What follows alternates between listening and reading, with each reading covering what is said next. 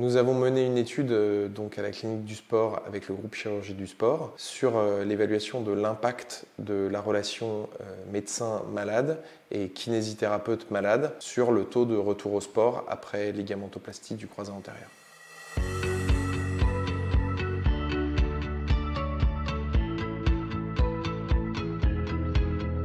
On a des taux de retour au sport après chirurgie du ligament croisé antérieur qui sont bonnes mais qui restent perfectibles. À 2 ans de recul, chez le patient tout venant, on a en fonction des séries des taux de retour au sport qui peuvent avoisiner aux alentours de 50 à 60% pour le même niveau de pratique. Et donc l'idée c'était de voir si la relation qu'on a entre le chirurgien et son patient ou le kinésithérapeute et son patient peut permettre d'améliorer ces taux. Sur le ligament croisé antérieur et maintenant dans quasi toutes les pathologies sportives, on s'est rendu compte depuis quelques années que le facteur psychologique avait un impact réel.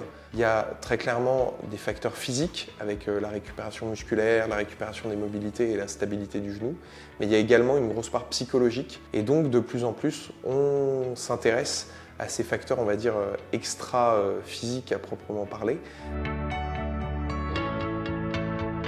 La blessure du ligament croisé antérieur, c'est une blessure qui est extrêmement fréquente. C'est une part importante de notre patientèle aujourd'hui et c'est souvent des accidents qui surviennent dans le cadre de pratiques sportives. Et très souvent, la priorité de ces patients, c'est justement ce retour au sport. Les objectifs primaires, c'était de voir si le score Q-Passerelle, qui est donc le score qu'on a utilisé à 6 mois, était prédictif du retour au sport pour nos patients à 1 an. Est-ce que plus cette relation était de bonne qualité et plus le taux de retour au sport à 1 an était élevé?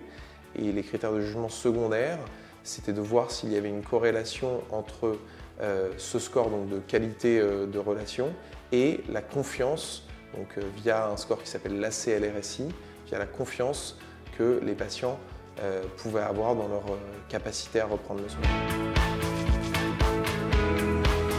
Tous les patients opérés d'un ligament croisé antérieur isolé, c'est-à-dire qu'il n'y avait pas de lésion des plans périphériques, et dans le cadre d'une première blessure du ligament croisé antérieur, donc pas des patients qui avaient déjà été opérés. Le Q-Passerelle et l'ACLRSI qui a été rempli à 6 mois de la chirurgie et le retour au sport et le niveau de retour au sport à 1 an de la chirurgie. On a inclus 250 patients qui ont été évalués avec donc un recul minimum de 1 an pour évaluer le retour au sport. On s'est servi de la cohorte FAST, qui est notre cohorte historique de suivi de nos patients opérés du ligament croisé antérieur, avec actuellement un peu plus de 10 000 patients qui sont suivis de façon prospective. Et donc on a implémenté dans cette cohorte le questionnaire Q-Passerelle, ce qui nous a permis d'inclure les malades de façon prospective dans cette étude et d'évaluer via le suivi longitudinal leur retour au sport à 1 an. C'est un questionnaire donc, qui est un PROMS. C'est 11 items remplis par le patient qui ne sont pas tant sur la qualité chirurgicale ou la qualité scientifique de leur chirurgien, mais vraiment sur le côté relationnel et humain. Il va évaluer l'empathie, la disponibilité, les encouragements dispensés par le chirurgien.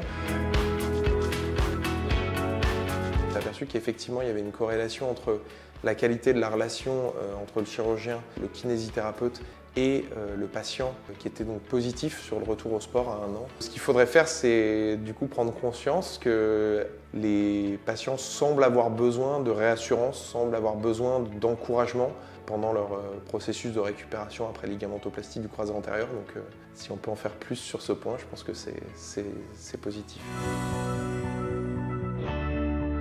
C'est un soutien à la fois institutionnel, avec une aide à la mise en place de nos projets, que ce soit sur le versant éthique ou sur le versant, on va dire, administratif, mais c'est également un soutien financier. Aujourd'hui, la DRE nous aide et soutient plusieurs fellowships qui ont lieu dans notre établissement.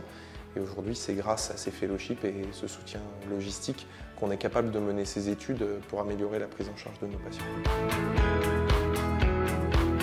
C'est le seul moyen d'évaluer de façon objective nos résultats. Parfois ça ne fait pas plaisir et parfois c'est désagréable, mais c'est important de se rendre compte de ses succès mais aussi de ses échecs pour s'améliorer tous les ans. On fait évoluer nos pratiques en fonction de nos résultats de façon indéniable. Moi j'ai changé certaines de mes techniques parce que les résultats qu'on avait dans nos cohortes m'ont poussé à le faire.